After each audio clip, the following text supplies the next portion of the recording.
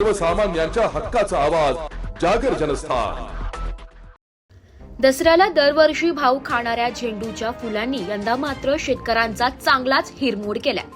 धुळे शहरातील बाजारात मोठ्या प्रमाणात झेंडूची फुलांची आवक झाल्याने यंदा फुले 40 रुपये किलो दराने विकले जात आहे। गत 1-2 वर्षात याच फुलांनी 100 पार केली होती।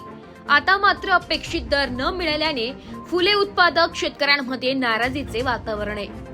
जागर जनस्थानसाठी प्रतिनिधी रूपक बिरारी, धुळे। फुल विक्रेते करू शकतो वामनराव माळी। नवरात्रानिमित्त झेंडू या फुलांना जास्त बहार असतो।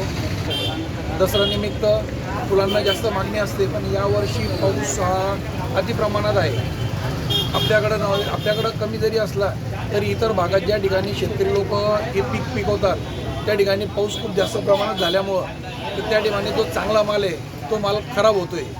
खराब झाल्यामुळं बऱ्यापैकी शेतकरीचं नुकसान झालेलं आहे। वाजवीपेक्षा चांगला दर हवा होता, पण मार्केटला माल आता ओला असल्याने सर्व आल्यानंतर मार्केट पुन्हा हे कमी प्रमाणात झालं आहे। साधारणतः मार्केटला 35-40 रुपये किलो हा झेंडू जातो आहे। आणि शेवंती बी पावसामुळे थोडीफार काळी पडलेली आहे। तिचा दर 100, 125, 150च्या आसपास आहे। आणि गॅलेंडर वगैरे या दिवसात काही येत नाही। गुलाबाचं डिमांड चांगली आहे, पण गुलाबी पाण्यामुळे बऱ्यापैकी खराब झालेला आहे, तर गुलाबाचे भाव थोडेसे वाढलेले आहे। निशिगंध, लिली हेचे भाव वाढलेले, तर ते पाण्यामुळे खराब होत नाही, पण कमी मागणी जास्त असल्या कारणाने त्याचे भाव वाढू